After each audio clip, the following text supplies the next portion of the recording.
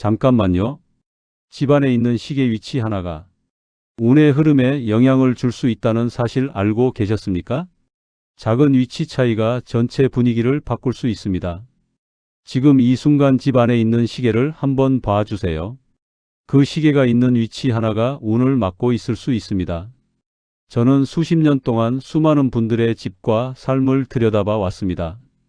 그러면서 한 가지 공통점을 발견했습니다. 운이 자꾸 막히는 집에는 반드시 잘못된 위치에 놓인 시계가 있었습니다.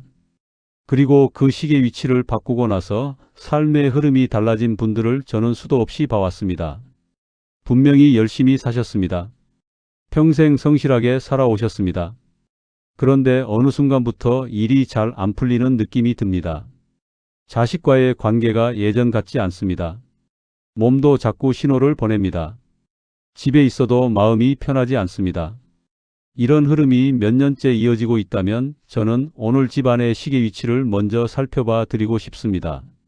반대로 나이가 들어서도 집안이 활기롭고 자식들이 자주 찾아오고 좋은 일들이 이어지는 분들의 집에도 공통된 시계 위치가 있었습니다. 오늘 이 영상 하나로 그 차이가 무엇인지 처음부터 끝까지 이야기하겠습니다. 중간에 끊으시면 왜 이런 흐름이 생겼는지, 무엇을 바꿔야 하는지 결국 알 수 없습니다. 운을 파는 이야기는 하지 않습니다. 집안 시계 위치 하나가 삶의 흐름을 어떻게 바꾸는지만 차분히 이야기합니다. 아침에 일어나 거실로 나옵니다. 습관처럼 시계를 봅니다. 시간을 확인합니다. 그리고 하루가 시작됩니다. 우리는 하루에도 수십 번 시계를 봅니다. 밥을 먹다가 시계를 봅니다. 텔레비전을 보다가 시계를 봅니다. 전화를 끊고 나서 시계를 봅니다. 잠들기 전에도 시계를 봅니다. 그 시계가 어디에 걸려 있느냐에 따라 매번 눈길이 닿는 방향이 달라집니다. 눈길이 닿는 방향에 어떤 기운이 있느냐가 중요합니다. 시계를 볼 때마다 그 위치의 기운을 함께 흡수하기 때문입니다. 그런데 많은 분들이 시계 위치를 한 번도 신경 써본 적이 없다고 하십니다. 처음 이사 올 때 못하나 받기 좋은 곳에 걸었다고 하십니다. 오래전부터 거기 있었으니까 그냥 뒀다고 하십니다. 그 시계가 잘못된 위치에 있다면 매일 수십 번씩 잘못된 기운을 흡수하고 있는 겁니다. 하루가 쌓이고 한 달이 쌓이고 1년이 쌓입니다. 그 쌓인 기운이 흐름을 만들어갑니다. 시계는 단순히 시간을 보는 도구가 아닙니다. 집안에서 시간의 기운을 흘려보내는 역할을 합니다. 어느 방향으로 어느 높이에서 그 기운을 흘려보내느냐가 집안의 흐름을 만듭니다.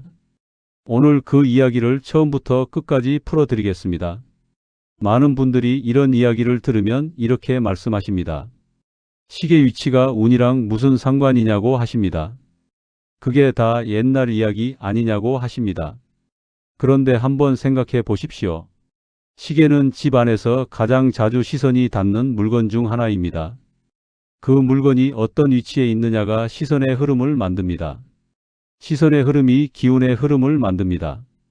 낮고 어두운 위치에 있는 시계를 볼 때마다 눈이 아래로 내려갑니다.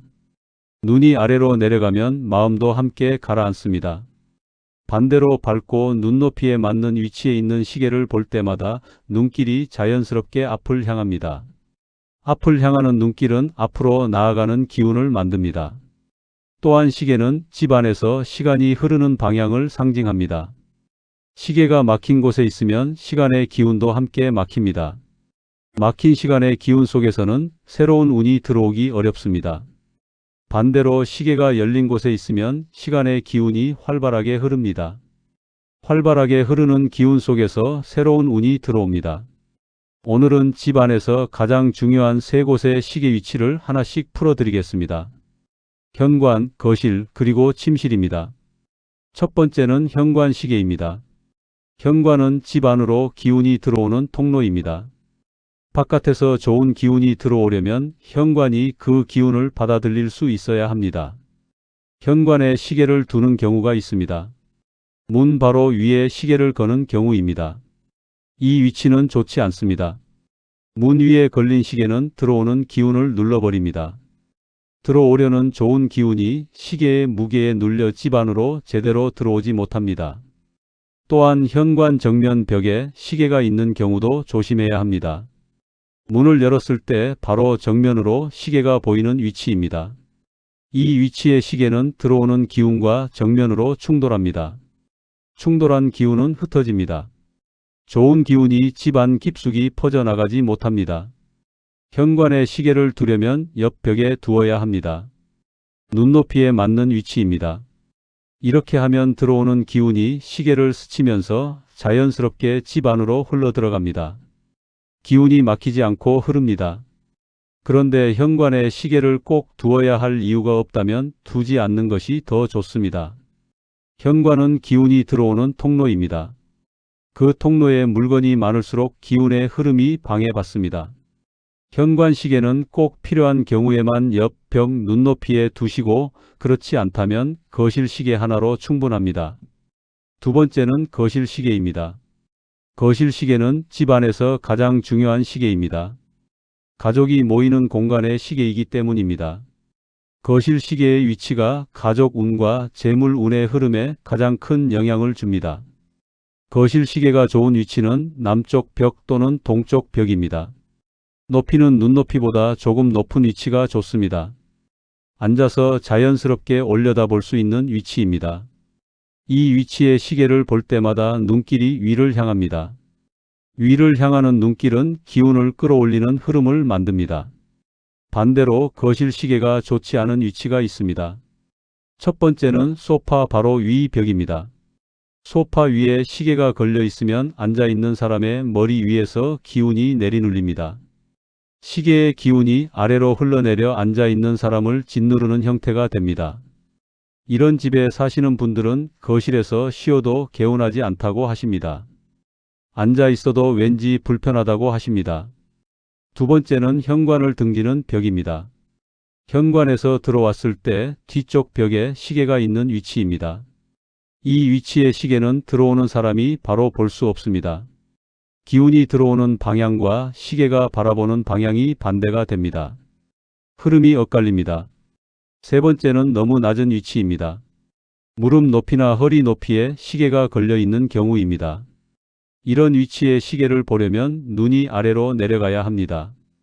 매번 시계를 볼 때마다 기운이 함께 내려갑니다. 재물운은 위로 올라가는 기운 속에서 열립니다. 기운이 자꾸 아래로 내려가면 재물운의 흐름도 함께 가라앉습니다. 거실 시계는 반드시 눈높이 위쪽, 밝은 벽면, 소파에서 자연스럽게 보이는 위치에 두세요. 이 세 가지만 지켜도 거실 기운이 달라집니다. 세 번째는 침실 시계입니다. 침실에 시계를 두는 분들이 많습니다. 잠들기 전 시간을 확인하고 아침에 일어나서 시간을 확인하기 위해서입니다.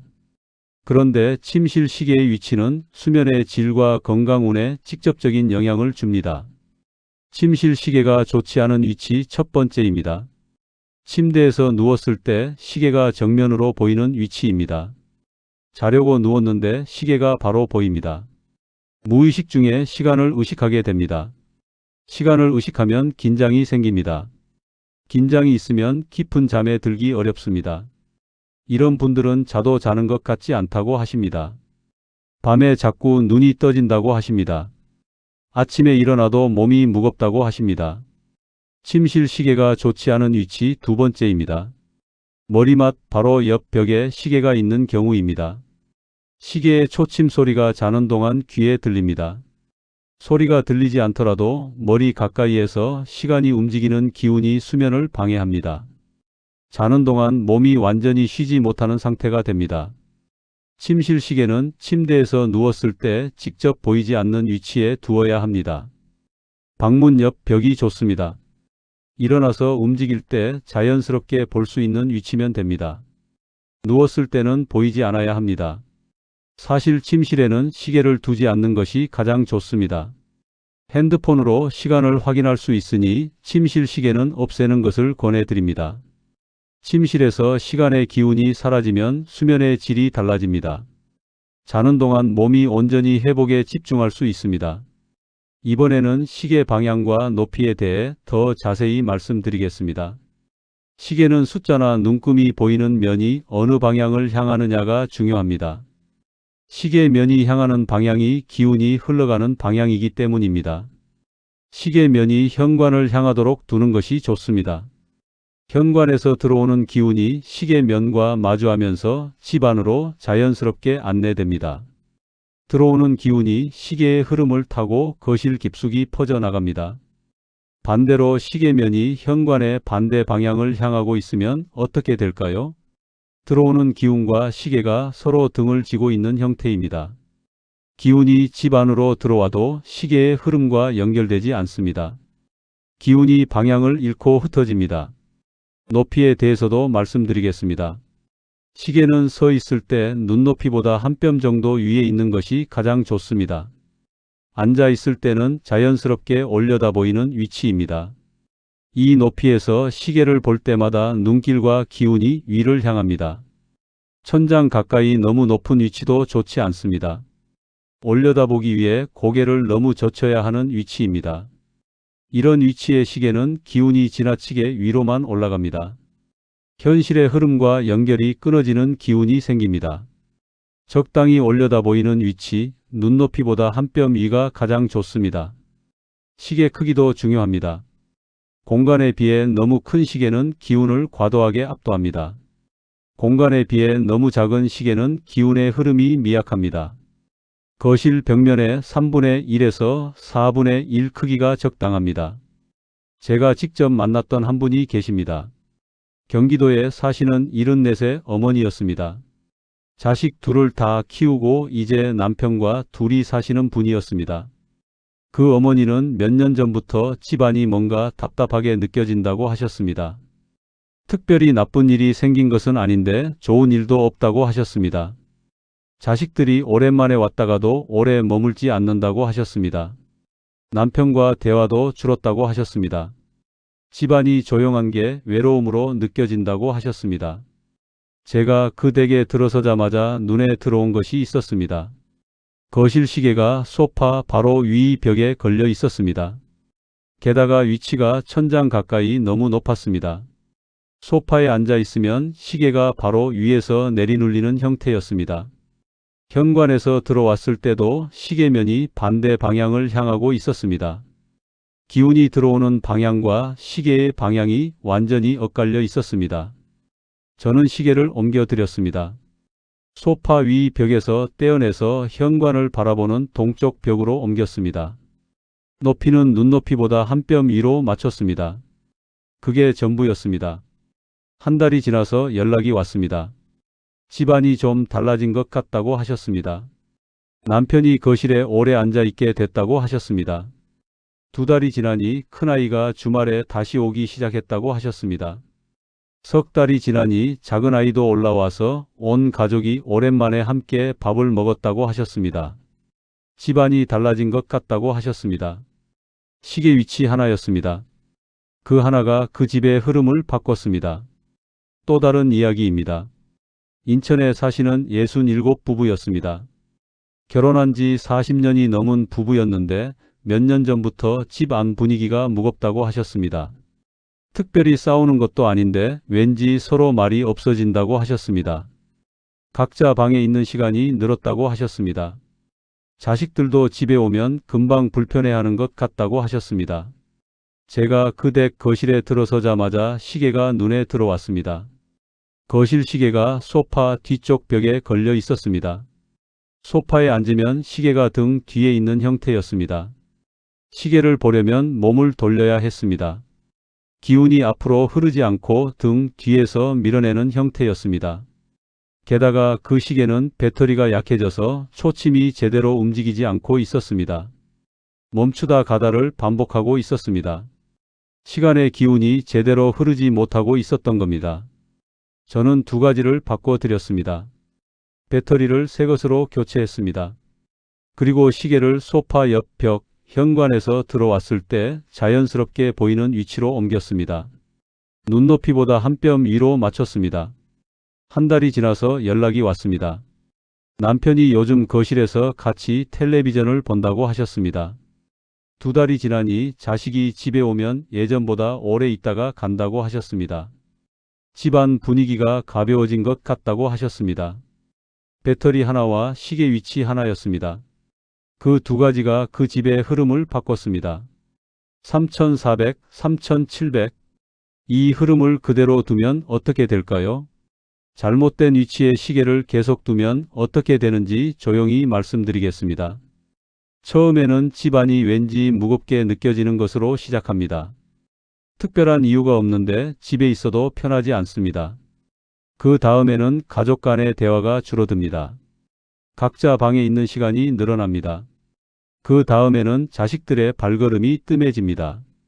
재물의 흐름도 함께 막힙니다. 예상치 못한 지출이 자꾸 생깁니다. 좋은 기회가 올 것 같다가도 어그러집니다. 새로운 흐름이 들어오지 않습니다. 그리고 이 모든 것이 매일 수십 번 눈길이 닿는 시계 하나의 위치에서 시작될 수 있습니다. 아직 늦지 않았습니다. 시계 위치를 바꾸는데 돈이 들지 않습니다. 오늘 당장 할 수 있습니다. 그 하나가 흐름을 바꿉니다. 오늘 당장 할 수 있는 것 5가지를 정리해 드리겠습니다. 첫째입니다. 지금 당장 집안 모든 시계의 배터리를 확인하세요. 초침이 제대로 움직이지 않거나 멈춰 있는 시계가 있다면 오늘 바로 배터리를 교체하세요. 멈춘 시계는 시간의 기운이 막힌 것과 같습니다. 이것 하나만 바꿔도 집안의 흐름이 달라집니다. 둘째입니다. 거실 시계가 소파 바로 위 벽에 있다면 오늘 바로 옮기세요. 소파에서 자연스럽게 앞을 보았을 때 보이는 위치, 눈높이보다 한 뼘 위로 옮겨주세요. 앉아있는 사람의 머리 위를 내리누르는 위치는 좋지 않습니다. 셋째입니다. 시계면이 현관을 향하도록 방향을 맞춰주세요. 현관에서 들어왔을 때 자연스럽게 시계가 보이는 방향이 가장 좋습니다. 들어오는 기운이 시계와 마주하면서 집 안으로 자연스럽게 흐릅니다. 넷째입니다. 침실 시계가 침대에서 누웠을 때 정면으로 보이는 위치라면 오늘 바로 옮기세요. 방문 옆 벽으로 이동시켜 주세요. 가능하다면 침실 시계는 없애는 것이 가장 좋습니다. 수면의 질이 달라집니다. 다섯째입니다. 현관문 바로 위에 시계가 있다면 오늘 바로 떼어내세요. 옆 벽 눈높이로 옮기거나 없애주세요.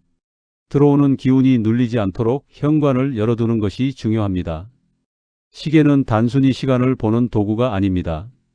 집안에서 시간의 기운을 흘려보내는 역할을 합니다. 그 기운이 흐르는 방향과 위치가 집안의 흐름을 만들어갑니다.